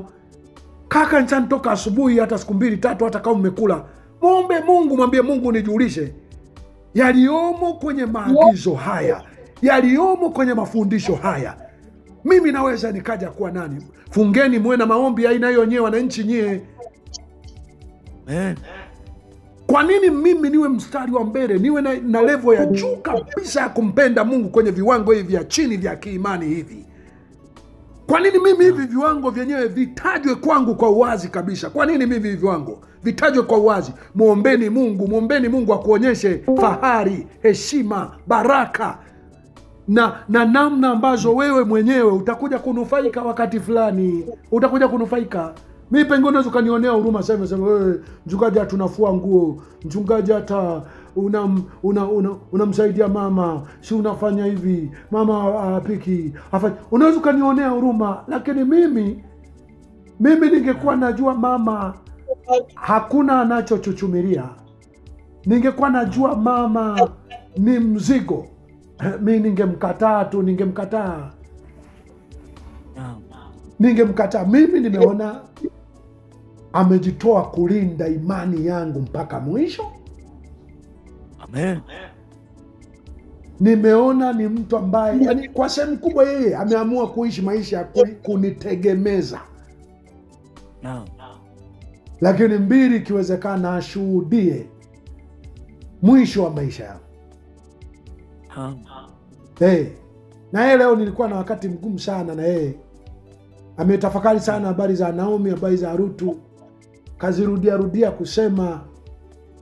Na yeye nikana wakati mgumu, akawa analia tu muda wote, anasema mimi najiona naweza naenda kuishi maisha mojawapo haya, lakini haya maisha yote mbele, maisha ya Naomi hayaonekani kule mbele alikuwaje, maisha ya Rutu kwamba baadaye aja olewe, mimi kwa mfano niwe Rutu nije niole, mila kuolewa, hapana. Sasa namwambia mtu wa Mungu, kuolewa aliwi Mungu atimizi unabii tu, linakuwa pia matakwa ya muhusika. Kama wewe unasema tu mimi niwe Naomi kwa kitendo cha kuto kuolewa, nije kama wewe watakuua, niwe Rutu kwa kitendo cha kuambatana wewe utakapokuwa hai. Mungu aliruhusu Rutu azae na baadaye atokee Daudi, kwa sababu Rutu mbinu za ukombozi zilifika mwisho, kwa Mungu akataka aje aweke alama ya moyo wa Rutu. Lakini mtazamo ukiwa sahihi wa kwamba pamoja na kupungukiwa hivi, nitapigania kuona vifo hivi kwa nini vilitokea. Watu kama hao Mungu hakuruhusu waoe, waolewe, wazae. Hakuruhusu hata walipotaka kiasi gani. Hakuruhusu hata walipoumia kiasi gani. Hakuruhusu, kwa sababu alikuwa anajua. Mimi mara kadhaa nimemwambia, nikasema Mungu fundi. Tena fundi kafanya mwenyewe kwa uwezo wake. Nikasema kwa mfano sasa hivi tungekuwa na katoto kachanga, au tungekuwa na mtoto wetu yule, hivi tungekimbia vikakimbiika, kuna mahali tunalala pamoja tu hivi, ni hapo hivi vingekimbika. Huenda Mungu aliruhusu aondoke kwa sababu alitaka ucheze mchezo wa sisi watu wazima. Amen. Kwa hiyo pamoja na maumivu tulio nao, huu mchezo wakati limetokea nilisema, niliwaambia hii ni filamu ya Mungu. Hii filamu Mungu inawezekana ameona tuicheze sisi watu wazima sisi. Tuicheze sisi, kwa sababu sisi tunaicheza katika hali ya utakatifu. Tunaicheza katika hali ambayo ukutani na ushawishi wowote wa kukutoa kwenye njia. Unapokuwa kwenye dhiki na shida kama hivi, tunapata watu wa kukusaidia ambao wanakuvuta kwa namna fulani ambazo kesho hutaelewa umeangukia kwenye vitu fulani. Lakini sisi ni waaminifu mpaka sasa. Sasa nakusihi sana mwananchi. Nakusihi sana hii level ya kwanza ya utakatifu ya uchamungu hii. Hapana, hiyo afadhali mimi niwe nafika mara na wapunguza spidi kidogo.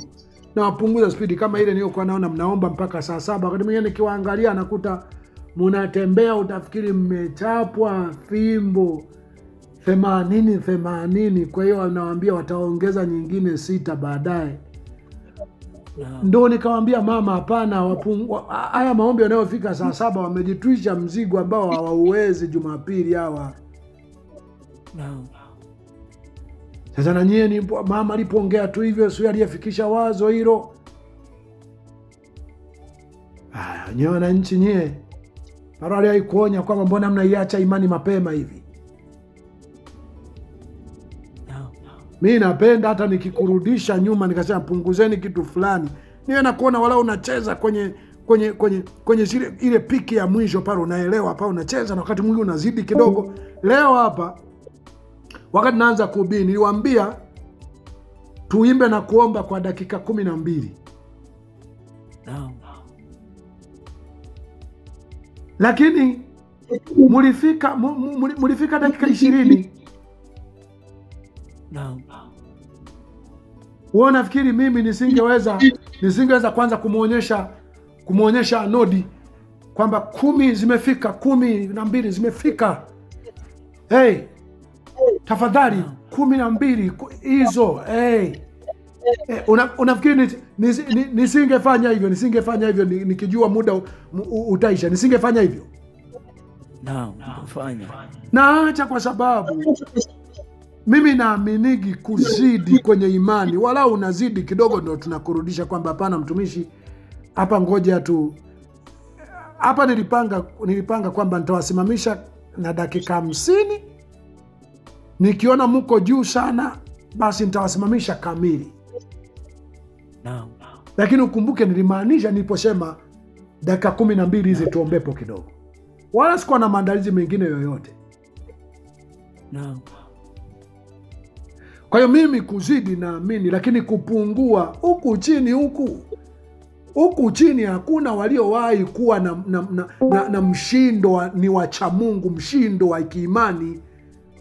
Kwa huku chini huku tunafunga, tunazurura, tunakutana kufuturu. Unafunga siku 2, siku 3 zote huko mitaani. Unakuja siku ya baada ya masaa 72 unafuturu. Hapana. Hapana, ibada zote unakuja tu muda ule wa kuomba masaa 2 yale ndio unabweka hapo.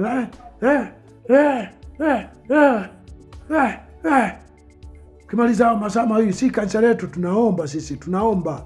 Hapana. Walikuwa na kakitu kaziada baada ya kuomba masaa 2 matatu, siku nyingine anapiga 10, anapiga 8, anapiga masaa 20, anapiga masaa 22, anakuja 2, anakuja anapiga 10, ana 2, anakuja kupiga masaa 72, 2, anakuja kupiga usiku 7. Maisha ni hayo. Amen. Ni hayo. Mbona sina mashaka na imani ya Helbert? Vyote vinakwenda Helbert, kazi wanafanya. Lakini kuna mahala vitu fulani vimekazwa kwenye level ya juu kabisa ambayo hata mimi sijawahi kuishi hivyo. Lakini mimi nafahamu nilichanganya na nini ambacho nyie hamkiwezi. So maombi, mifungo mirefu, maombi ya kuomba muda mrefu yanafaa taira fulani unayetaka vitu vyote akufanyie Mungu.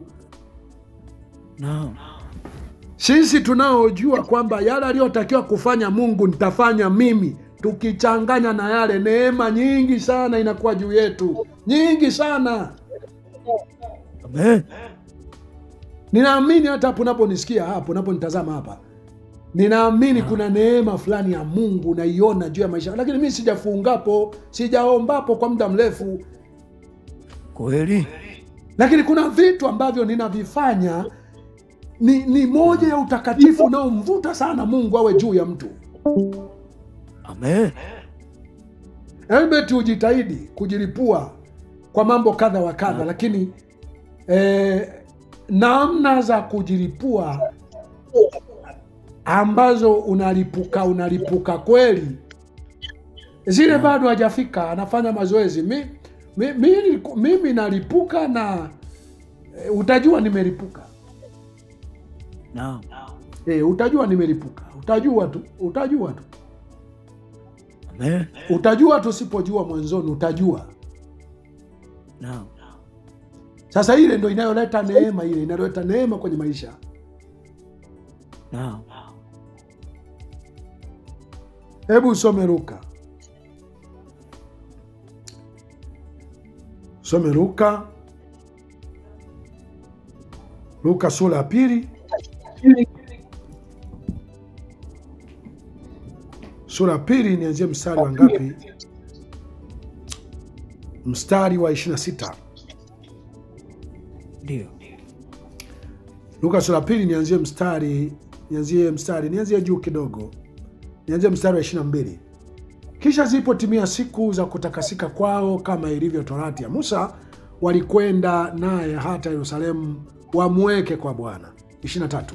Kama ilivyoandika katika sheria ya Bwana, kila mtoto mwanamume aliyekifungua mimba ya mamaye na aitwe mtakatifu wa Bwana. 24. Wakatoe na sadaka kama ilivyonenwa katika sheria ya Bwana, hua wawili au makinda ya njiwa wawili. 25. Na tazama, pale Yerusalemu palikuwa na mtu jina lake Simeoni, naye ni mtu mwenye haki, mcha Mungu, akiitarajia faraja ya Israeli, na Roho Mtakatifu aliyekuwa juu yake. Naye alikuwa ameonywa na Roho Mtakatifu ya kwamba hataona mauti kabla ya kumwona Kristo wa Bwana. Naomba ulielewe neno hapo, ulielewe jambo moja hapo. Kwa mfano wewe sasa, wewe naamini wewe ni mtakatifu sana, wewe naamini wewe na hizo imani mlizozibeba kienyeji hapo, naamini wewe ni mtakatifu. Haya, wewe umeambiwa hutakufa mpaka uone nini? Hapo ulipo hutakufa. Kuna ambao vichwani mwenu wanasema tu, mimi sitakufa mpaka niowepo, mimi sitakufa mpaka ninunuepo kagari. Na kuhakikishia, ingawa kitu nachowaza ni cha kipumbavu, nacho naweza ukafa na hujakipata, na hata ukikipata utapata mateso juu ya hicho kitu. Utajuta kwa nini uliliwaza kupata huyo mke au huyo mume uliofikiria. Utajuta kuona kwa nini ulipata kigari hicho, kwa sababu kuna watu mtapata kigari, mtapata kipikipiki ambacho umesema kabla sijafa lazima nipate, kitafyeka hiyo miguu, kitapasua uti wa mgongo huo, na utajikuta hutembei, hukai, unalala miaka yako yote. Ndio utakuja kuona haikuwa malengo ya maisha ya kwa mimi sitakufa mpaka nijengepo nyumba. Lakini hawa wanatajwa kwamba hata kufa mpaka atakapomwona Masihi, mpaka atakapouona ukombozi. Ndio, yeye sio atakayekomboa. Lakini kwa tafsiri nyingine, kwa maisha unayoishi Simeoni, haufi mpaka ukombozi umetokea. Usipotokea kwenye maisha yako, anainuka mtu na utamwona. Hayo ndio maisha, ndio maisha ya imani hayo, ndio maisha ya imani hayo, ndio maisha ya imani hayo. Ione miaka fulani. Kwa mfano mimi nakiri, mimi nahisi taktiki za kukomboa nilizikosea, nahisi. Lakini kuna kitu nakwambia, mimi nikiishi, sababu na watu pengine nilivyosema, mimi sizeeki, cha mzee na yeye kakimbia kifo ni kama anataka kuzeeka, limebaki hapo hapo. Limebaki hapo hapo. Na kufa kwangu hakutakufurahisha chochote kama kuishi kwangu huku. Auoni ninayoyafanya wewe usingeweza kufanya, na inawezekana hakuna mtu kwenye jamii tulio nayo sasa hivi anaweza kufanya. Kweli. Ikiwa uoni hicho, kwa sababu mimi ningetamani wewe ufanye haya ninayofanya. Mimi nimechoka na Mungu angeruhusu niondoke. Lakini wewe ufanyi. unapenda ugali ulio pamandwa, si mnahitaje kupamandwa. Unapenda kuna kaugali fulani umekazoea unakalaga nyumbani. Kuna chipsi fulani unazilaga pale Mama Joni au Kitimoto. Kuna kakitanda fulani, kuna mahali unalala. Una kanyumba kako fulani unaishi. Wewe hizi consequences uziwezi wewe. Uyawezi haya ninayoishi mimi, wewe uyawezi wewe. Kweli. Wewe ishi umsingi. Kimsingi ukiishi maisha haya nayowaambia ya uchaji haya, ukaishi haya maisha haya, utafika kukomboa jamii. Na kama utakomboa, mkombozi atatoka kwenye viuno vyako. Sio viuno tu vya kuzaa. Unaposema nioe haraka haraka nizae mkombozi, maraya wewe.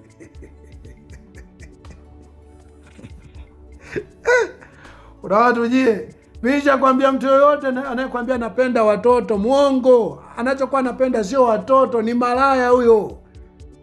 Huyo ana tamaa ya zinaa. Alafu kichwa chako kinakwambia na mimi nataka niolewe haraka, nataka nimzae mkombozi. Umeshinda kukomboa wewe ukazae mkombozi? Mkombozi hulelewa, hutokana na mtu fulani aliyejaribu sana akashindwa, ndipo anainuka mwingine kwa hasira. Kwa nikwambia, ukishinda wewe atatoka mtu kwenye viuno vyako, sio viuno vya zinaa. Sio viuno vya zinaa. Atatoka kwenye viuno vya nia yako. Ndo hawa akina Samsoni hawa, akina Simeoni hawa. Hata kufa mpaka auone ukombozi. Hebu waone, msome. Naendelea kusomea hapa. Naendelea kusoma mstari wa 27. Basi akaja hekaluni, Simeoni akaja hekaluni, ameongozwa na Roho. Unamjua wewe? Unakujua wewe kuongozwa na Roho mpaka unakuja hekaluni kwamba leo unaenda kukutana ukombozi ule? Unakujua wewe kuongozwa na Roho? Unakujua wewe? Na maimani hayo mnayoshikashika utafikiri tumekutwisha ni mzigo fulani wa watu fulani, mzigo fulani wa, kumbe tumekutwisha ni mzigo wako mwenyewe. Unaishi siku nitakayoacha kuja kanisani hapa nitanenepa. Siku tutakayopunguza maombi haya. Siku mchungaji ili kanisa life tu kabisa hapa. Yaani tutapumzika. Waona hii kanisa likifa itakufa kwa ajili yangu.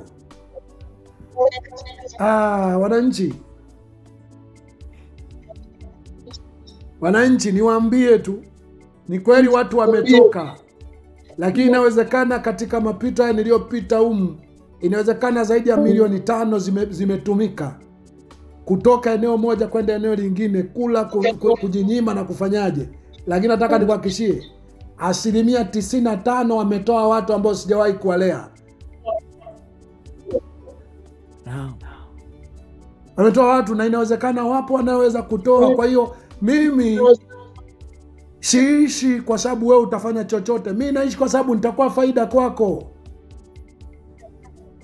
Amen. Na muda ule ninaohangaika kuwa faida kwako, wewe usipoiona, kuna watu wananiangalia kwamba mbona mtu huyu anawahangaikia sana watu hawa? Mbona mtu anatuhangaikia sana? Kwa nini sisi tusihangaike juu ya maisha yake?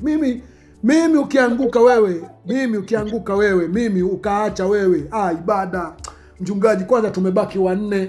Mimi nataka 4 hao ndio Mungu ajitukuze, kwa sababu Mungu akijitukuza tukiwa wengi itaonekana ni kwa sababu ya wingi wetu. Lakini nataka kwenye Biblia sehemu kubwa Mungu amejitukuza kupitia usahihi wa watu, usahihi wa maamuzi ya watu. Amen. Ili na watu wengine sasa, na wale wengi wajipe moyo kuwa sahihi, kwamba kumbe ukiwa sahihi yuko Mungu awezaye kufanya jambo zaidi ya wanadamu wanavyoweza kufanya. Amen. Basi akaja hekaluni ameongozwa na Roho, mstari wa 27, na wale wazazi walipomleta mtoto Yesu ndani ili wamfanyie kama ilivyokuwa desturi ya sheria. Yeye mwenyewe Simeoni alimpokea mikononi mwake gwiji huyu, akamshukuru Mungu akisema, sasa Bwana, wamruhusu mtumishi wako kwa amani kama walivyosema, kwa kuwa macho yangu yameuona wokovu wako uliouweka tayari machoni pa watu wote, nuru ya kuwa mwangaza wa mataifa na kuwa utukufu wa watu wako Israeli. Na babaye na mamaye walikuwa wakiyastaajabia hayo yaliyonenwa juu yake. Simeoni akawabariki, akamwambia Mariamu mama yake, tazama, huyu amewekwa kwa kuanguka na kuinuka wengi walio katika Israeli, na kuwa ishara itakayoonekana. Nawe mwenyewe upanga utaingia moyoni mwako, ili yafunuliwe mawazo ya mioyo mingi. Unaona jamaa linawabariki akina Mariamu hao ambao wewe ungetetemeka wewe, ujue hili ilikuwa gwiji. Linawabariki akina Mariamu hawa, maaskofu, makuhani, watu gani? Hawezi kubariki watu hawa, hawezi kubariki watu hawa. Linawabariki, linawekea mikono ya baraka, linawekea mikono ya baraka. Ukombozi haujatokea kupitia yeye, lakini ameonywa hata kufa mpaka ameuona ukombozi. Wewe hutakufa. Amen. Utaona ukombozi wa aina gani wewe? Utaona ukombozi wa aina gani wewe? Utakufa wa aina gani? Atauleta nani? Kwa njia gani? Wewe umeuseti kwa namna gani uje utokee ukombozi huo? Umehusika kwa namna gani kuuseti ukombozi huo wewe? Umehusika kwa namna gani wewe?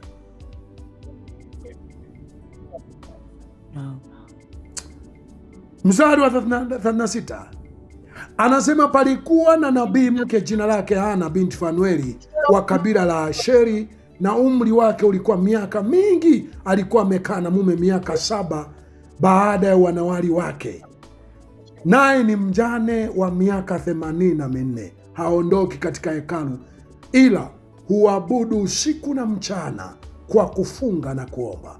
Huyu alitokea saa ile akamshukuru Mungu, na wote waliokuwa wakiutarajia ukombozi katika Yerusalemu akawatolea habari zake. Unaona magwiji hao waliomo kanisani hao?